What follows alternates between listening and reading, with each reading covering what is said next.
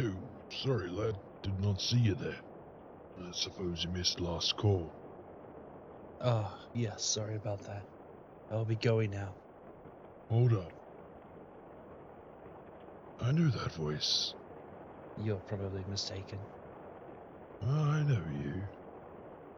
I know that, yeah. A corporate conspiracy, perhaps that's you, right? Not my finest line, I guess. Oh, welcome to my fine establishment. The name's Russell.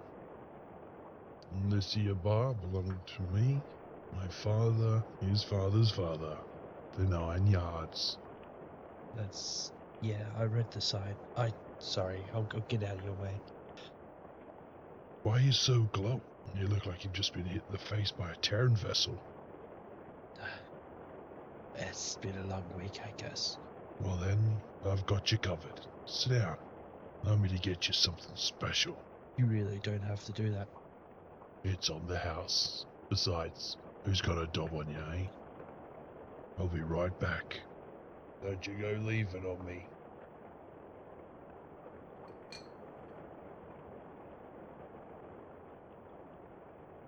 Alright, here we are.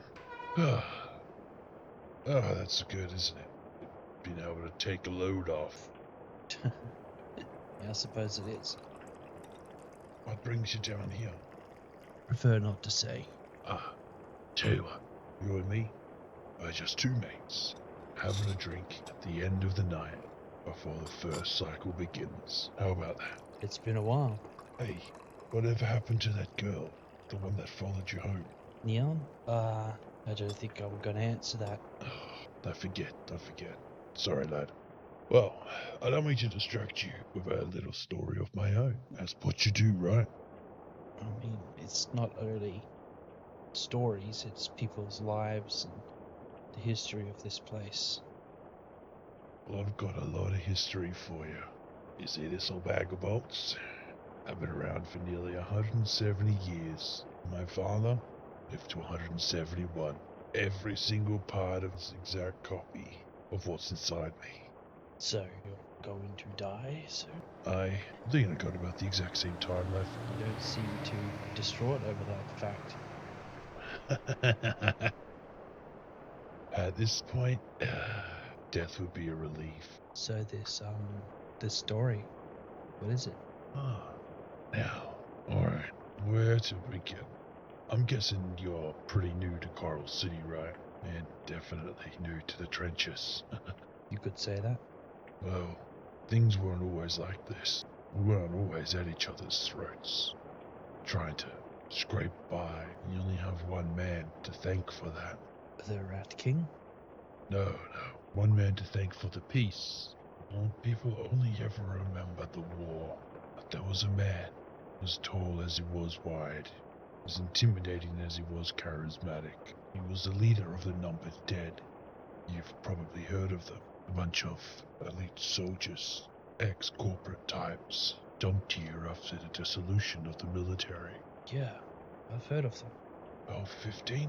He's a legend worth hearing about. He challenged the Rat King in this place, down by the Cathedral of Saints. That's something I'm sure you've seen. The bright blue dome that looms over the entire district, casting its pale shadow across everything else. I have seen that, yeah. Is it dangerous then? It'll kill ya. That dome wasn't always there. 30 years ago, the Rat King had had enough. He was sick of the numbered dead. They were gaining more and more control, and with it, he was losing his grip on this city. Why he wants such a place is beyond me, but it's not my place to know.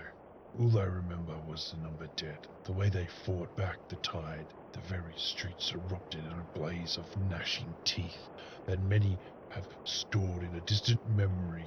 But your boy doesn't forget. 15 was a good man, kind to everyone. Think he even had a daughter, this little white-haired girl. I don't know whatever became of her. And she always had to wear a blindfold. 15 would say it was because she hadn't gotten her augmentations yet. Her eyes had never adjusted properly to the light. Like she used to bump into things. Whether it was truth or not, it doesn't matter. There's not a lot someone wouldn't do to protect their child. I do wonder what first did, when that big blue dome appeared. We all felt it. It was like a great restart. We woke up hours later after the pulse hit us. I remember being one of the first down there to see what had happened. Tens of thousands of rats lay dead. The survivors didn't even bother to drag their bodies back down into their nightmarish burrows. You could see rings of steel formed in the streets, where the numbered dead laid down thousands of the rats. And then that's when we noticed it. The shadows. There were bodies stuck in some kind of perpetual paralysis, caked in dust, and on the walls it was like their very shadows were burnt into the steel and the concrete. I still have nightmares of when you would hear them, like the faint last breath leaving their mouths, an agonizing scream. There was one, I think, that stuck with me the most. A young woman, her ankle just caught within the dome's reach, barely. Her whole body was frozen, her lips barely quivering. She muttered something, can't remember what she said to me, but then her eyes just stopped. You could see half of her shadow scalded along the ground. We go there some days to see what remains of her. Nothing, save for that piece of ankle stuck within the dome. So you're saying fighting the Rat King's pointless then?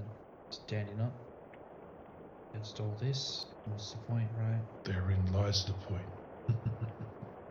You see, the numbered dead were small, but they knew what they were doing.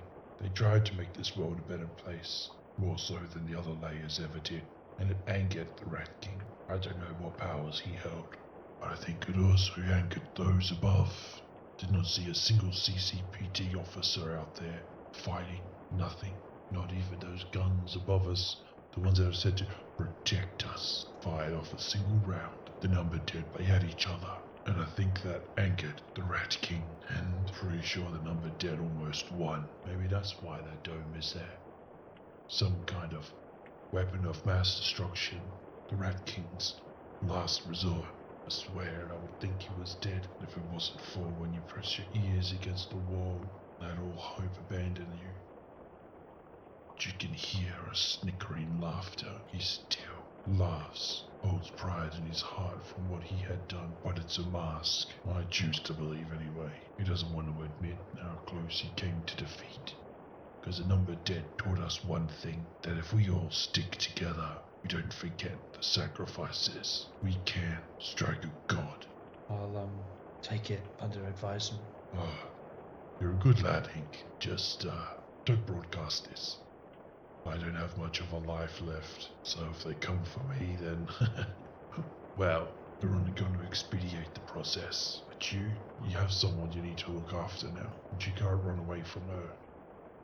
Even if it might feel like the easy thing to do, even if she's not entirely human, you need to be there.